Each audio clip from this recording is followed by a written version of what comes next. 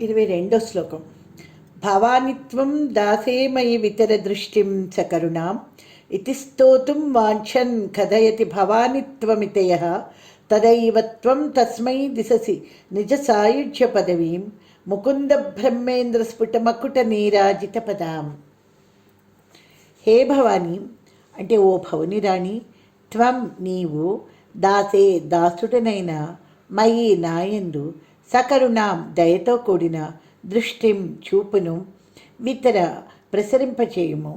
ఇది ఈ ప్రకారముగా స్తోతుం స్తుతించుటకు వాంఛన్ ఇచ్చగించువాడిని భవానిత్వం ఇతి భవానిత్వం అని కథ ఇది పలుకును. తస్మై ఆ విధంగా ఉచ్చరించేవాడికి త్వం నీవు, తదైవ ఆ విధముగా ఉచ్చరించుట పూర్తి కాకమునిపే ముకుంద విష్ణువు, బ్రహ్మ బ్రహ్మదేవుడు, ఇంద్ర దేవేంద్రుడు అను వారి యొక్క స్ఫుటమకుట స్పష్టముగా కనబడి కాంతివంత కిరీటముల చేత నీరాజిత హారతి ఇవ్వబడిన పదాం అడుగులు గల నిజ సాయుధ్య పదవీం నీ తోటి తాదాత్మ్యమును దిశసి ఇచ్చెదవు. అంటే తల్లి భవాని, నీ దాసుడను, నీవు నా యందు దయతో కూడి నీ చల్లని చూపును ప్రసరింపచేయము అని ఈ విధంగా స్తుతించదలచిన వాడై నిన్ను పై విధంగా అంటే భవానిత్వం అని మొదలుపెట్టి ఇంకా చెప్పబోయే లోపలే వాడికి హరిబ్రహ్మేంద్రాదుల రత్న కిరీటములచే హారతి పట్టపడు నీ పద సాయుధ్యాన్ని ఇస్తావు అని దీని తాత్పర్యం. అంటే ఓ పరమేశ్వరి,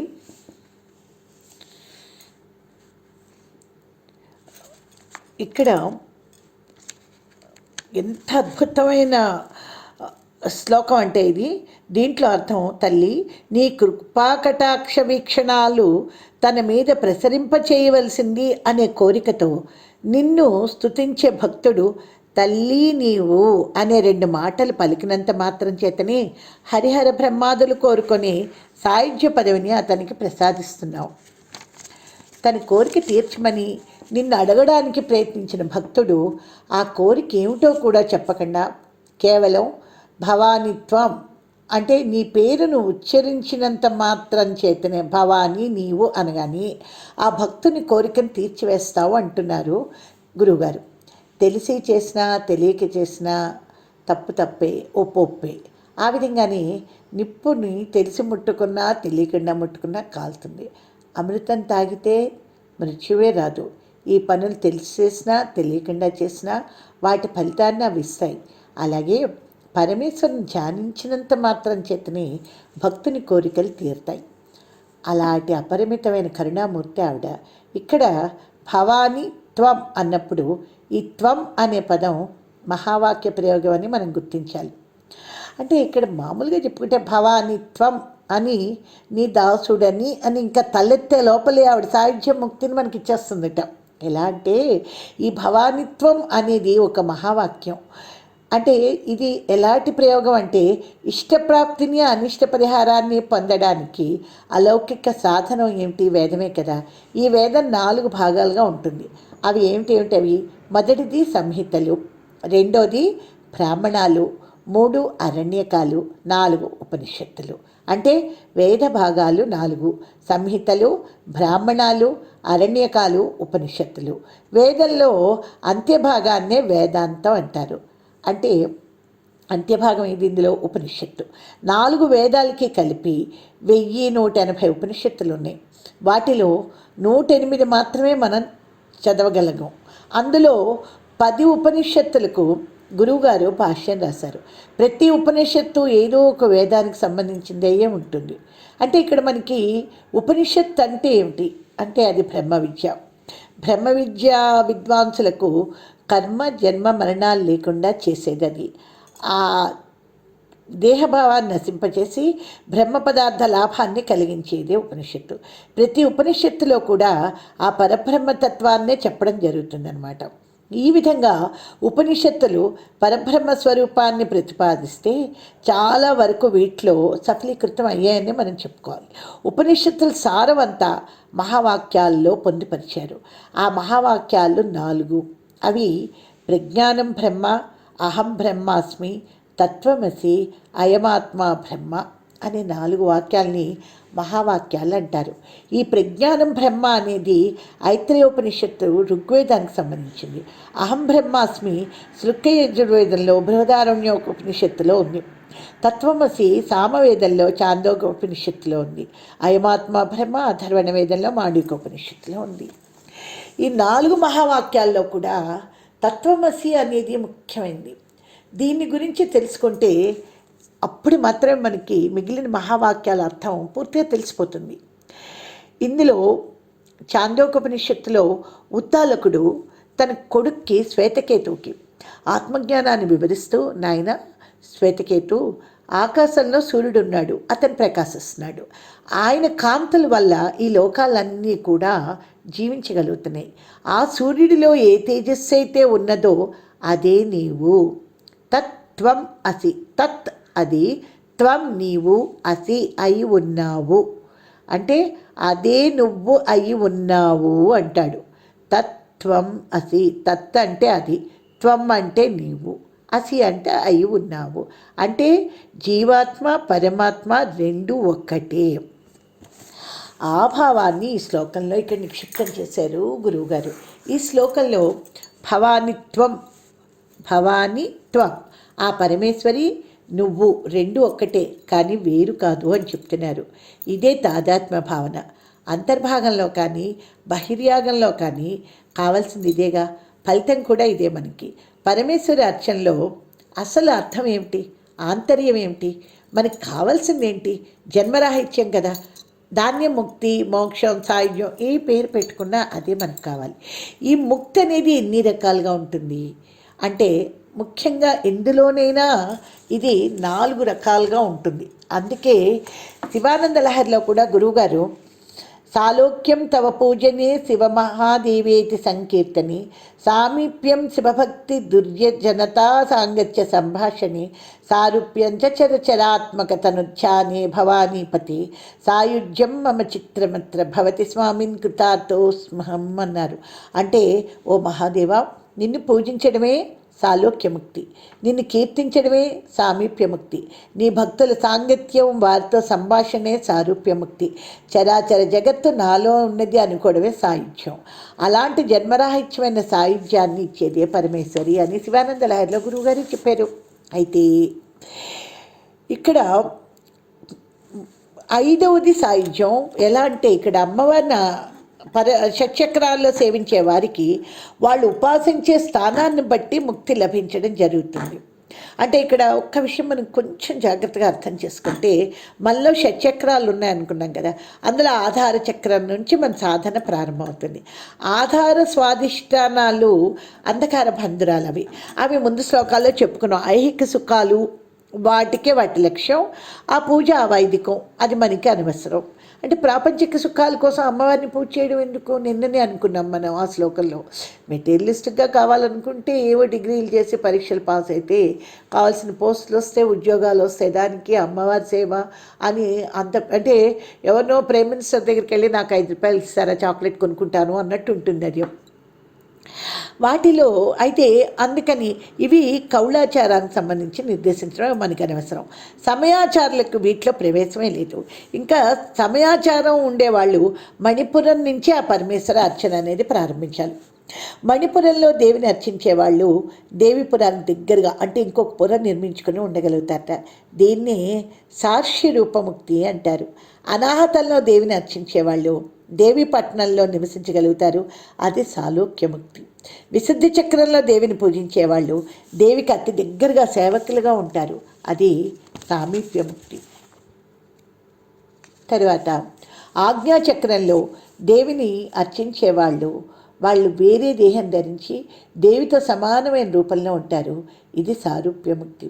ఇంకా సహస్రాలలో దేవిని అర్చించే వాళ్ళు ఉంటారు కదా, వాళ్ళు జన్మరాహిత్యాన్ని పొందుతారు, ఇది శాశ్వతమైన ముక్తి, ఇదే సాయుధ్యం. సాధకుడు అంతిమ లక్ష్యం సాయుధ్యమే, ఈ జన్మరాహిత్యమే. సహస్రాలలో పరమేశ్వరుని అర్చించిన వాళ్ళకి మరుజన్మ ఉండదు అని ఈ శ్లోకంలో జన్మరాహిత్యమైన సాయుధ్యాన్ని ఇచ్చే ఆ పరమేశ్వరి కరుణని ఇక్కడ వర్ణిస్తున్నారు గురువుగారు. ఇందులో మనం ఒక విషయాన్ని గుర్తుపెట్టుకోవాలి.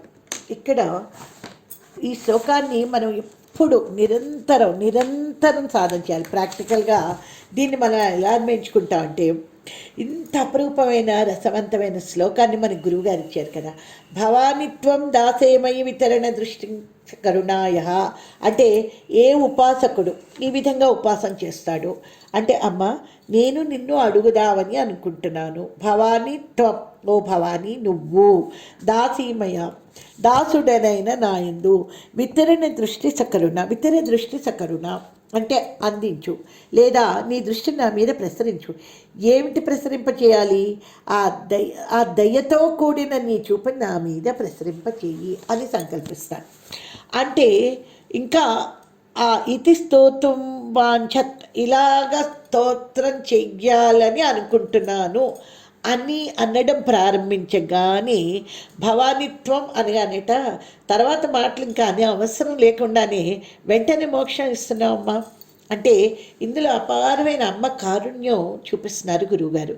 ఇది నిజానికి శంకర్ల వారు ఈ శ్లోకంలో ఎలా పెట్టారంటే, ఈ అద్వైత సిద్ధాంతాన్ని మనకి ఆ సాధనా సామగ్రిని తోడుకున్నంత వాడికి తోడుకున్నంత అంటే తవ్వుకున్నంత వాడికి తవ్వుకున్నంత, ఆకాశమే లిమిట్ అంటారు చూసారా, అలాగే స్కై ఇస్ ద లిమిట్ అన్నట్టు ఎంత మనం ఆలోచిస్తే అంత తాత్విక జ్ఞానాన్ని నిక్షిప్తం చేశారు గురువుగారు.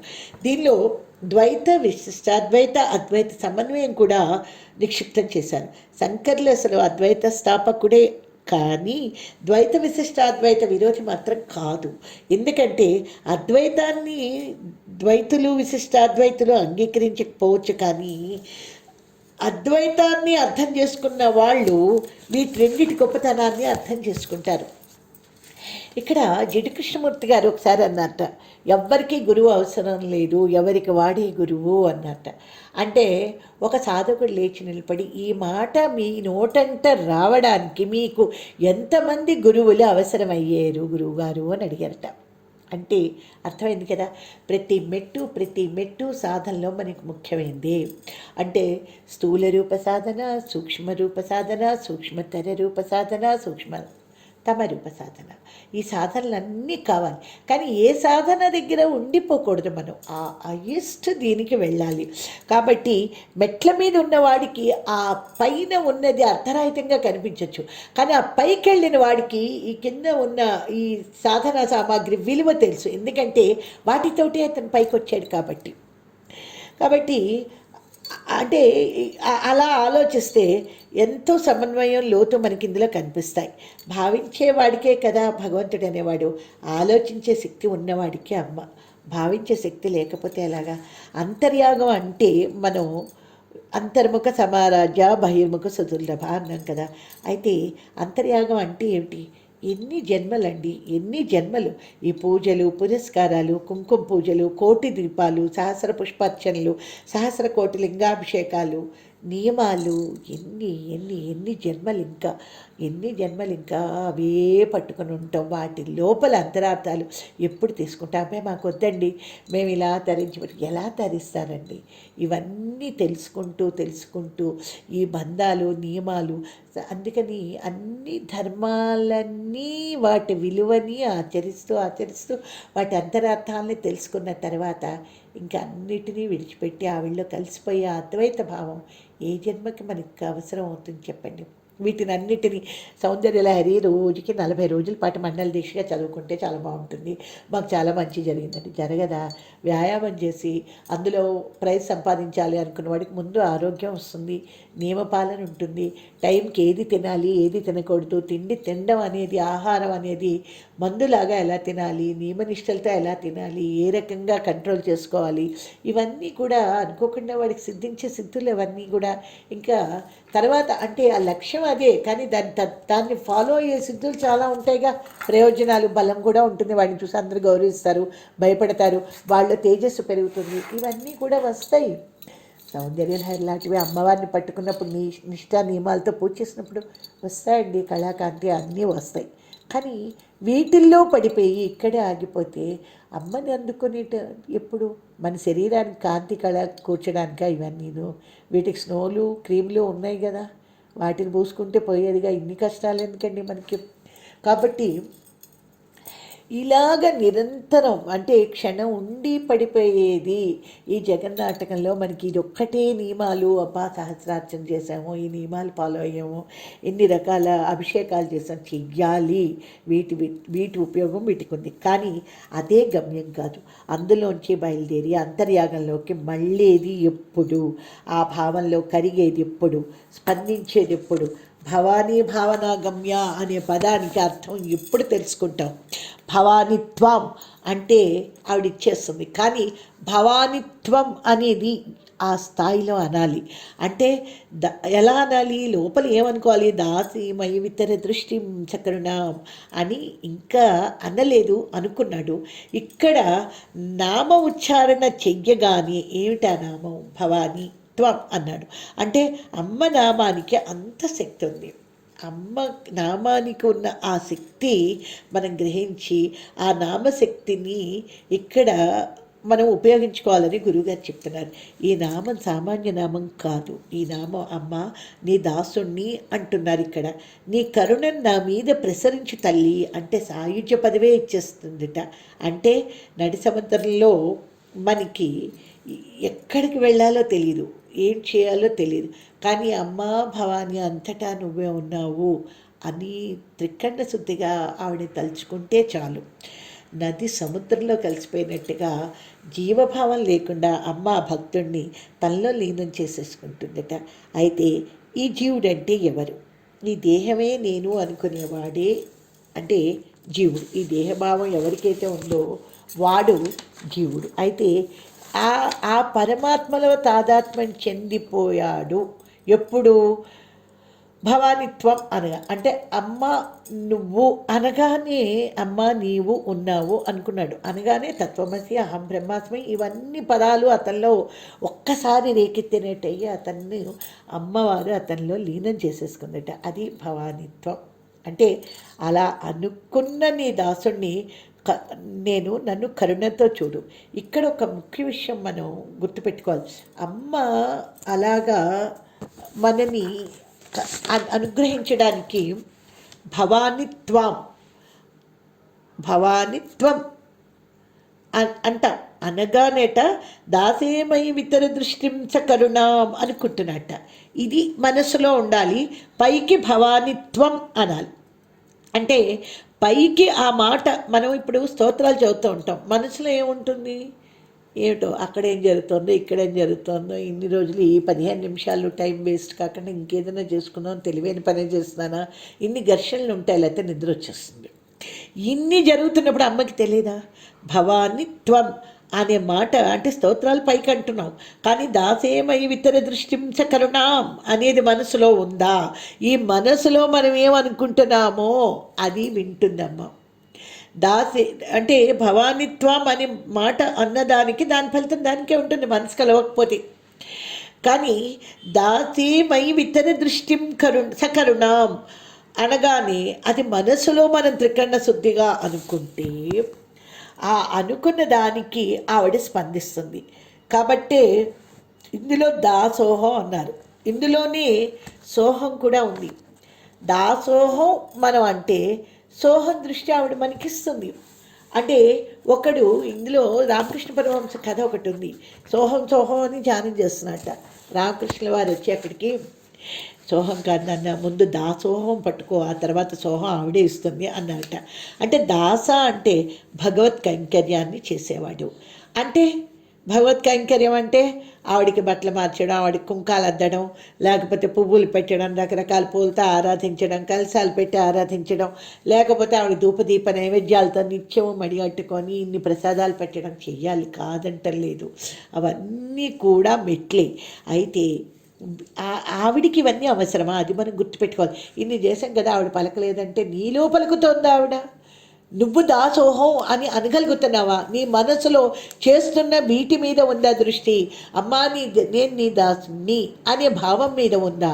ఈ భావం ఉన్నప్పుడు నువ్వు చేసింది ఏదైనా భావం ఉంటే చాలు, ఆవిడ నీకు స్పందిస్తుంది.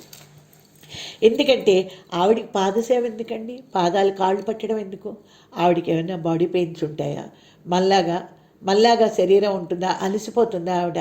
మనం అనుకొని ఆవిడికి చేస్తున్నాం అనుకొని మనలో ఆవిడ భావాన్ని పెట్టుకోవడానికి తప్ప ఆవిడకి ఆకలి వేస్తుందా? ఆవిడకి నిజంగా ఆకలి వేసి మన ముందు కూర్చుంటే ఆవిడకి కావాల్సింది మనం పెట్టగలమా?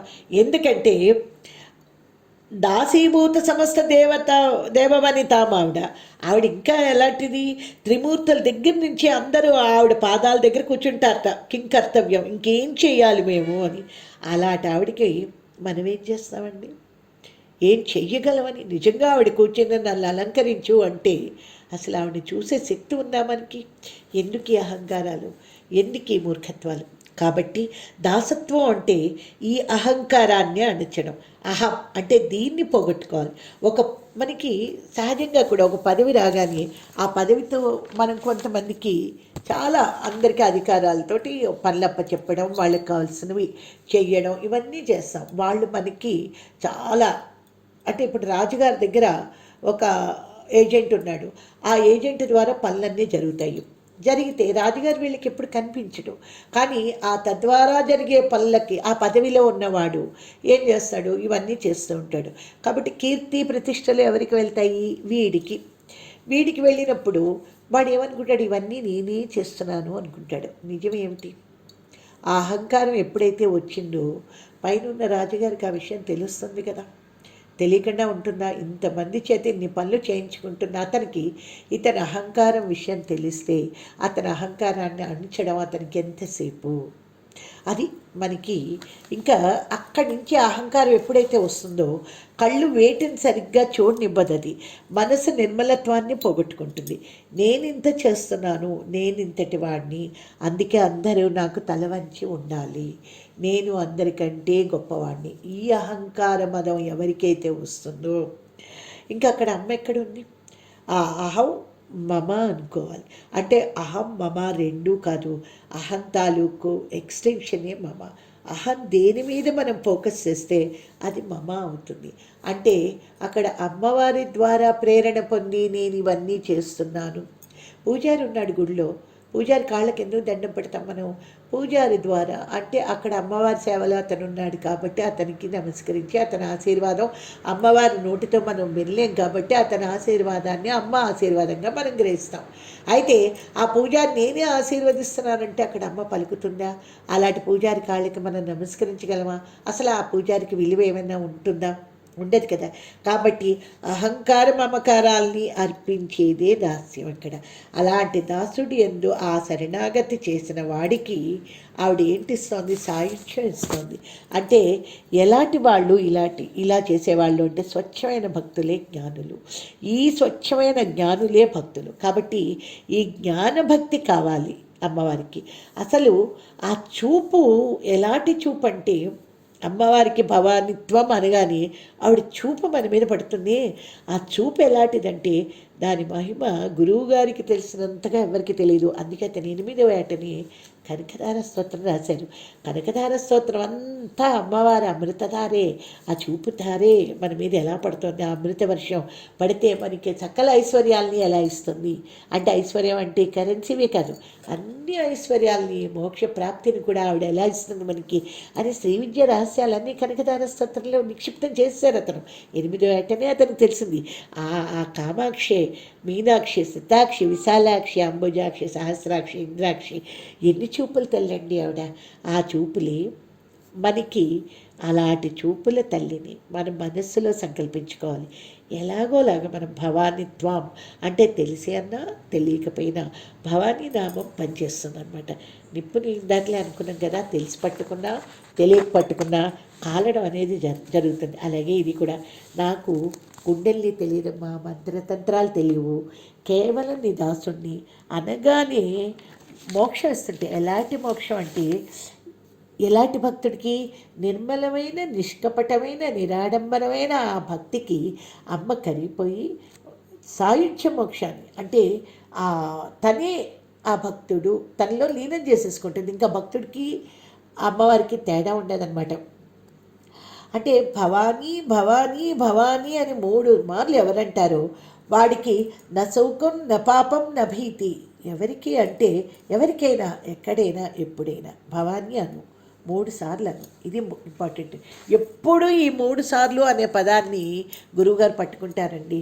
ఒక్కసారి రామకృష్ణ పరమహంస దగ్గరికి వెళ్ళి సాధకుడు అన్నట్టు 3 సార్లు అనమన్నారు కదా, ఇన్నిసార్లు అన్నాను, నాకు అది పలకలేదు ఆవిడ. 3 సార్లు ఎందుకు నాయన, ఒక్క మారు త్రికరణాలని అంటే మన కర్మ మన మన శరీరంతో, బుద్ధితో, మన మనసు అంటే త్రికరణ శుద్ధిగా స్థూల సూక్ష్మ కారణ శరీరాలతో ఆ అమ్మవారిని భవానిత్వం భవాని అని అంటే చాలు. అంటే త్రికరణ శుద్ధిగా ఎలాంటి తెరలు పర్లు లేకుండా అనాలి. అలా అన్నప్పుడు భగవన్నామాన్ని ఎలా అంటాం, అనుభవిస్తూ ఆ ప్రేమతో అనాలి. ఎప్పుడు అనాలి, సంతతం ఎప్పుడు అనాలి. ఇంకా మన్ని తరింపజేయడానికి ఈ నామరూపంలో నామావతారం, శబ్దావతారం కదా నామాలన్నీ కూడా. కాబట్టి ఆ అమ్మని మనం అలా అనుకుంటే భవాని అంటే మనకి మోక్షాన్ని ఇస్తుంది. అంటే తలెత్తి చూసేసరికి మనం ఆవిడ లీనమైపోయి ఉంటాం. ఎలాంటి మోక్షాన్ని ఇస్తుంది? బ్రహ్మ విష్ణు మహేశ్వరులు మిగిలిన దేవతలు ఇచ్చే హారతిని ఆవిడతో పాటు సమానంగా అందుకునే మోక్షాన్ని మనకి కలిగిస్తుంది ఆవిడ. అంటే ఆవిడలో లీనమైపోతే అమ్మ ఒళ్ళో బాబు కూర్చున్నాడు అనుకోండి, ఈ అమ్మకి చేసే సత్కారాలన్నీ ఆ బాబుకి చెందుతాయి కదా. అలాగే ఇంకా భవానీ అంటే ఏంటి అంటే, భవానీ అంటే భవుని రాణి. భవుడంటే ఎవరు అంటే ఉన్నవాడు, అయినవాడు. ఉన్నవాడంటే ఎప్పుడు ఉండి వెళ్ళిపోయేవాడు కాదు. మనం ఒకప్పుడు, మనం పుట్టకముందు మనం లేవు, మనం చనిపోయిన తర్వాత మనం ఉండం. అంటే ఇక్కడ ఉండిపోయేవాళ్ళం మనం. ఎప్పుడు ఉండిపోయేవాడు భవుడు. కాబట్టి మనకిక్కడ తప్పెక్కడ చేస్తున్నామంటే, ఈ ఉండిపోయే ఈ శరీరం ఉంటుంది పోతుంది, కానీ ఎప్పటికీ ఉండిపోయేది ఏమిటి, మళ్ళీ ఆత్మ చైతన్యం చిచ్చక్తి రూపంలో. ఇక్కడ నేను ఉన్నాను అన్న జీవభావం ఎలా వస్తుంది మనకి? ఈ మనలో ఉన్న చిచ్చక్తి వల్ల వస్తుంది, కానీ మనం ధరించిన దేహం వల్ల మనకి నేను భావన రావట్లేదు. అది మనం గుర్తుపెట్టుకోవాలి. అలా ఉన్నప్పుడు మనం చనిపోయిన ఈ చిచ్చక్తి మనలోంచి వెళ్ళిపోయిన తర్వాత కూడా నేనున్నానని లేచి కూర్చోవాలి కదా శరీరం. ఎందుకు కూర్చోట్లేదు? కాబట్టి నేనున్నాను, నేను చేస్తున్నాను అని చేయించేది ఎవరు? ఆ చిచ్చక్తి. ఆ చిచ్చక్తిని మనం పట్టుకోవాలి. అది నేను, అంతేకాని దేహం నేను కాదు అనే భావం మనకి. ఆ సచ్చిదానంద స్వరూపం, అదే శివస్వరూపం, అదే అమ్మ. కాబట్టి ఈ పుట్టి నశించిపోయే ఈ దేహం, వీటిని నేను అనుకుంటున్నాం. దీని ద్వారా వచ్చే ప్రపంచాన్ని నిజం అనుకుంటున్నాం. ఈ అనుకుంటున్న నేను, ఈ ప్రపంచం, ఈ దృష్టిని మనం లోపలికి తిప్పాలి. అంతర్ముఖ సమారాధ్య బహిర్ముఖ దుర్లభం. ఇలా తిప్పడానికి జన్మలు చాలు ఆ సాధనకి. దీన్ని అటు తిప్పాలి. ఇటున్న దృష్టిని ఒక్కసారి అటు తిప్పితే ఏమవుతాం? నువ్వే అది భవానీ త్వం. అది సంగతి అనమాట. ఇది సాక్షాత్కారం అంటే. భవానీ ఇది అంటే ఏమిటవ్వాలి అంటే, ఇంత విశ్వరూపం ఎవరు తన యందు జగత్తుని ప్రసరింపచేసి చేస్తున్నారు. అష్టమూర్తి స్వరూపంగా ఉంటూ, జగత్ రూపంగా కనిపిస్తూ, దీనికి ఆధారమై ఉంటూ, దానికి అతీతంగా ఉంటూ ఉన్న ఆ శక్తి ఏదో, ఆ భవుని భార్య అంటే ఎప్పుడు ఉండే తల్లి. ఆ లక్షణాలన్నీ ఈవిడికి ఉన్నాయిగా. కాబట్టి ఆవిడికే సతి అనే పేరు కూడా ఉంది. సతి అంటే సత్ అంటే ఉన్నది, దానికి స్త్రీలింగం చేస్తే సతి అంటే ఎప్పుడూ ఉండేది. ఈ జగత్తంతా తల్లే కదా, అంతటా ఆవిడే కదా. అంతటా ఆవిడే అయ్యి ఉన్నది, ఆవిడే ఉంది అని అనుకుంటే అన్నీ ఉంటాయి. అంతటా ఆవిడే అయ్యి ఉన్నది 4 పదాలేనండి మనకి కావాల్సింది. అంతటా, యూనివర్స్ అంతటా ఆవిడే ఒకే శక్తి అయ్యి పరిణామం చెంది ఉంది, ఎప్పటికీ ఉంటుంది. అంటే విశ్వవ్యాపకత్వం, సర్వసమర్థత, సర్వజ్ఞత్వం, ఈ 3 లక్షణాలు 4 ఈ పదాల్లో ఉన్నాయన్నమాట. ఆవిడ ఉంది అనుకుంటే అన్నీ ఉంటాయండి. ఆవిడ లేదు అంటే ఆ బాధ మందే, ఆ అజ్ఞానం మనం తెచ్చిపెట్టుకున్నదే. కాబట్టి మన స్మరణలో, మన తలపులో, మన పిలుపులో ఆవిడ ఉంటే అన్నీ ఉంటాయి. కష్టం కలిగిందనుకోండి, భవానీ అనుకుంటాం. అమ్మ ఉంది, అమ్మ దగ్గర మనం, అమ్మ ఒళ్ళో మనం, ఇంకా భయం దేనికండి? అమ్మ ఒళ్ళో ఉన్నవాడికి ఆపద ఎక్కడిది? పోనీ అలాంటి వాడిని అవమానించాలనుకున్న, ఆపదలు కలిగించాలని ఎవరికైనా దుర్బుద్ధి పుట్టినా, అలాంటి వాడు కానీ ఆ సమీపానికి అసలు వెళ్ళగలడా? వెళ్తే అమ్మ వాడిని అదిలించే ఆ దృష్టిని వాడు తట్టుకోగలడా? కాబట్టి ఎవ్వరూ ఆ సాహసనం చెయ్యరు. కాబట్టి